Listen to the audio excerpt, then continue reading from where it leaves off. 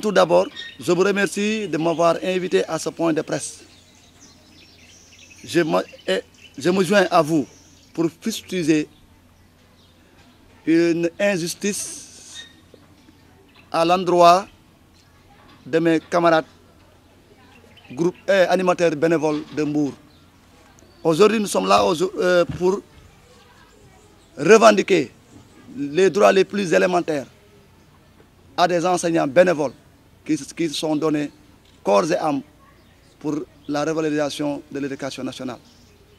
C'est des enseignants, animatrices et animateurs polyvalents dans les différentes écoles de Mbour qui n'ont pas de statut, qui ont des problèmes d'intégration, qui n'ont pas de soutien des autorités étatiques, que sont le ministre de l'Éducation nationale, plus particulièrement la directrice nationale de la case des tout-petits, Maïmouna Sissoko. Nous sommes là aujourd'hui pour fustiger cette maltraitance, entre guillemets, cette forme d'exploitation qui vous a été infligée. La SADEPS sera votre point d'appui. Et je remercie d'abord notre coordonnateur national, M. Mansour Ndiaye, qui m'a délégué. Nous allons réunir le G20, dont nous sommes membres actifs, pour porter ce combat. Nous allons utiliser tous les moyens pour mener à bien ces préoccupations qui ne s'arrêteront pas là. Nous allons interpeller tous les autres G pour porter ce combat et réserver une place au premier rang pour cette revendication. S'il faut déclencher des mouvements de grève, nous n'hésiterons pas à le faire.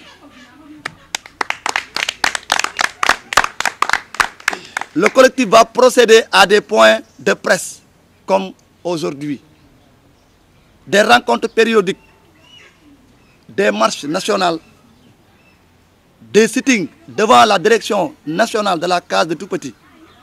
Et même, nous allons aller plus loin, observer une grève de la faim, s'il le faut. L'État sénégalais est interpellé. Le ministre de l'Éducation nationale est interpellé. Et la directrice nationale de la case de tout-petits est interpellée pour le recrutement sans délai de ce GAP polyvalent, section Mbour 1, Mbour, entre guillemets. Chers camarades, l'heure est à la mobilisation, l'heure est au combat face à cette injustice. Nous lançons un appel solennel à l'ensemble des mouvements de la société civile, à l'ensemble des enseignants du Sénégal, pour venir se joindre à nous pour porter ce combat au plus haut sommet. Et nous interpellons les organisations internationales aussi, que l'État sénégalais exploite des enseignants, des mères de famille, des pères de famille qui ont donné 20 ans de leur carrière à ce corps.